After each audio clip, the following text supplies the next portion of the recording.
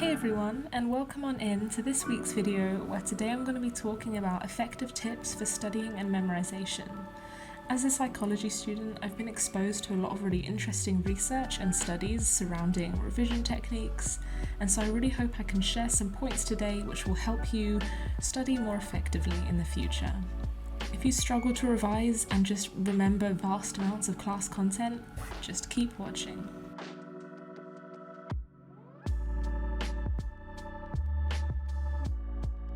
Whether it be for an end-of-year exam or a weekly quiz, it can be really difficult to study content effectively.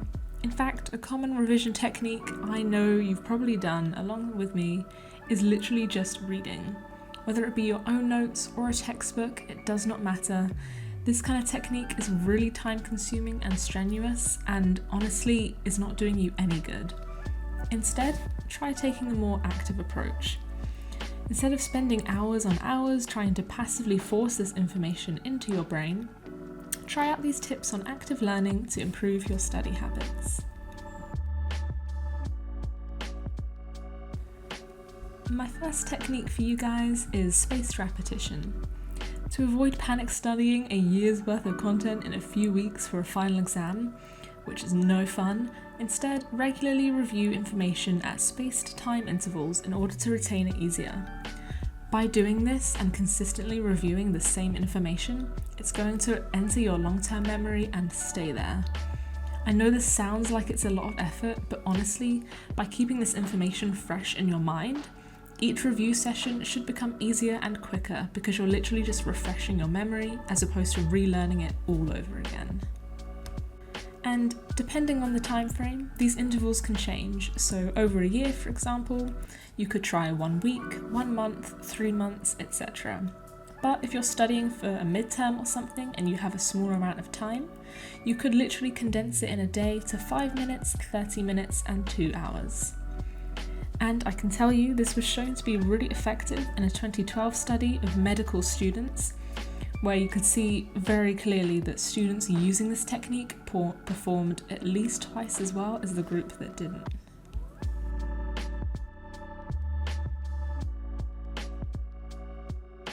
So within these repeated study sessions that I've just mentioned, you want to make sure you're actually processing and encoding this information into your brain and not just glossing over it with no real purpose.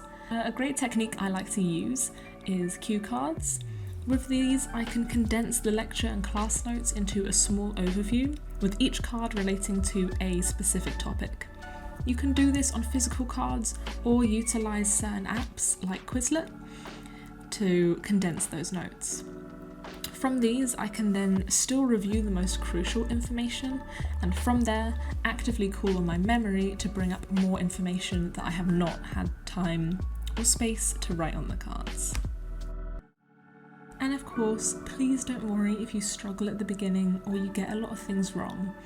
Any kind of learning is good learning, and this is honestly supported by research. A 2009 study demonstrated that even incorrect memory retrieval still will enhance your learning and memory.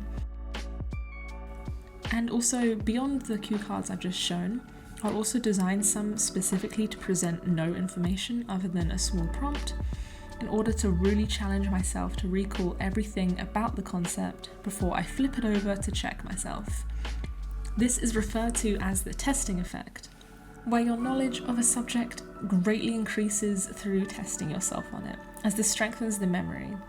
A 2011 study found this to be very beneficial to learning, and even more so when given feedback. So an actionable tip if you want to add this element in would be to have a friend in the same class as you listen in and give feedback when you could improve.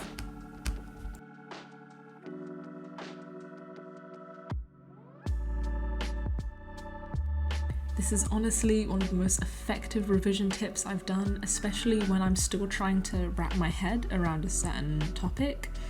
This is really, really helpful. The best way to know whether you understand a concept is to try and teach it to someone else. So, preferably with no reference to notes, but you can have them on hand if you need to. Try explain a topic to a friend or family member. Again, preferably who has very little knowledge on it. This will force you to have a really detailed comprehension of this subject in order to put it in layman's terms so that they can understand. And also, like I said, this can really help you highlight any confusions you have with the topic you're still learning, so then you can go back and read over anything you needed to learn a bit more about. Plus, if you want, you can have the person ask you questions to really ensure that you're well versed in the subject, so you can answer anything they throw your way.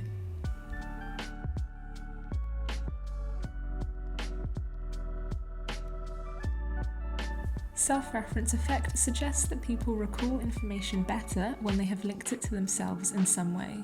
So the next time you're revising a difficult topic, something difficult to understand or remember, try find a way to connect the subject to an aspect of your life.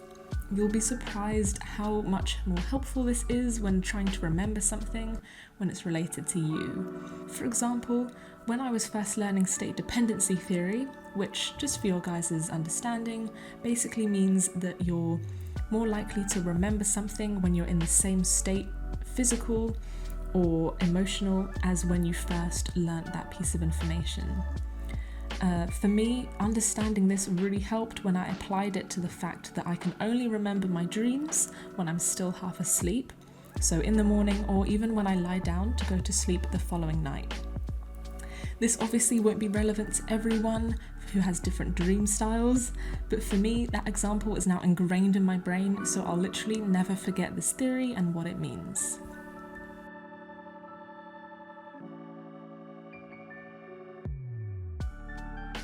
Okay, so now that you're effectively revising all this class content, it's time to start applying this information to practical questions. It's one thing to understand a concept, but to score highly on an exam, you also need to demonstrate that you know how to apply this to different situations. So use practice questions in textbooks, or even better, exam papers from past years. Any kind of question is a great way to test yourself, but past papers are especially helpful because this way the questions you're practicing are relevant to your course specifically. And also, depending on your teacher's imagination, you may even get a repeat question that you definitely know the answer to because you've already done a past paper. Okay, so to recap what we went over, we talked about spaced repetition, spacing out your revision sessions, actively recalling information to test your memory, explaining concepts to other people to further your understanding, referencing information and difficult subjects to yourself to remember them better, and finally, practicing questions in different examples in order to have a wide range of knowledge.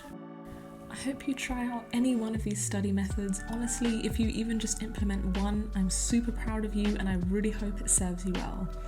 Also, I've placed all the studies mentioned in the description box, so if you're interested in learning any more about these techniques or just fact-checking me, go right ahead and read up on them.